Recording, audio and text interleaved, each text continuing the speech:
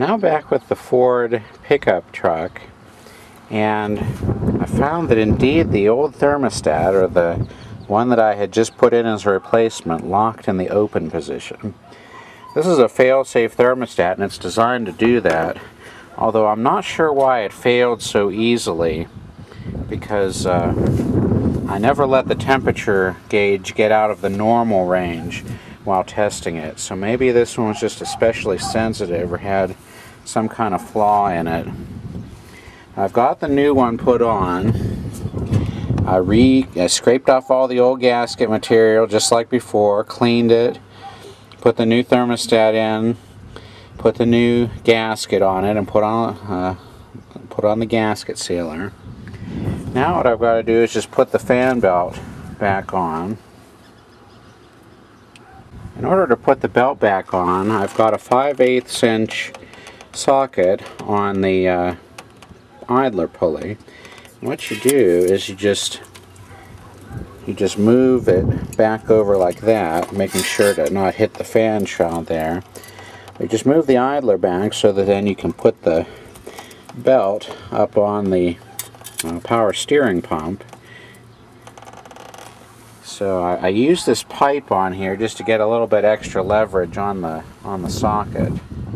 Now I do have a breaker bar that's longer, but the socket of it won't fit down behind the fan shroud. So I think this is an acceptable practice in this case. I'm not having to use too much torque, just a little bit more. Now I've got the serpentine belt back on. That serpentine belt is a little bit more complex to get threaded, but it sure is a whole lot easier to put on and take off if you have to make repairs on anything than the old individual V-belts. Now I'm going to refill the radiator with antifreeze. Since I put fresh antifreeze in, I'm going to recycle it. And I use this little manual pump to pump it out, so I'm just going to reverse the hoses and then pump antifreeze back into the radiator. Now I've got the engine going, and I've got flow through the heater bypass hose here I've got set up. This hasn't started to get hot yet. I don't think the thermostat has quite opened yet, but that's good. It means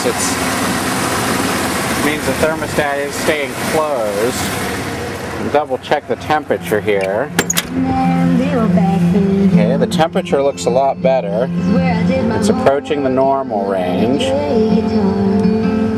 So we'll just let it keep running a little bit more till we feel the upper hose get hot. And then just double check the temperature. And then I'll let it cool and then just double check and make sure I don't need to add more coolant before I go driving with it. But I'm thinking this is going to be good. So I'll just let it warm up a little bit more and make sure that the thermostat opens. Temperature is warming up into the normal range here. I haven't felt it open yet, so it may need to warm up just a little bit more.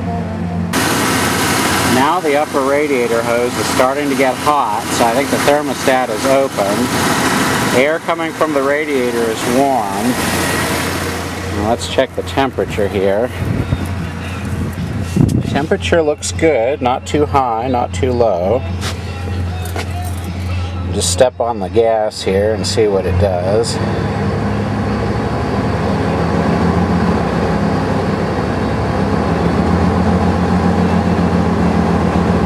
Looks like it's still normal. Doesn't look like it's moving up too much.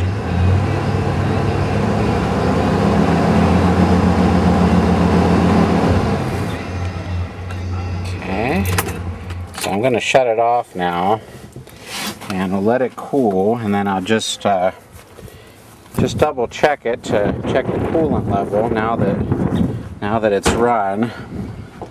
But I think that I've really got it fixed for good this time. I'd really like to thank everybody for leaving comments, because I knew it wasn't right to be running that cool, and so now I think I've got it just right.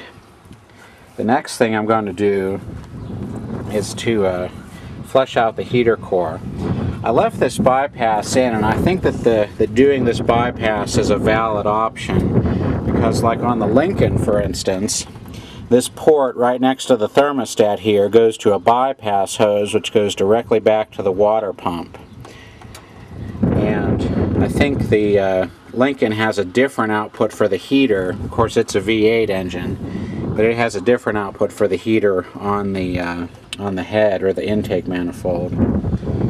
So I think that this will be okay to leave this bypass set up in here. It might have overheated just enough without that, with the heater clogged, to expand this. But again, I never let that gauge get out of the normal zone, so I'm not sure. But now I think I've got it to where it should be.